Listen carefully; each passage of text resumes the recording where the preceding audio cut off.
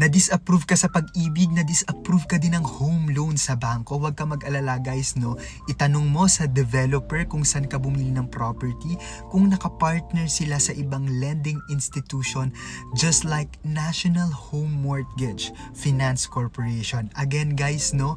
Meron pa tayong isang government lending institution like Pag-ibig or parang bangko din, no?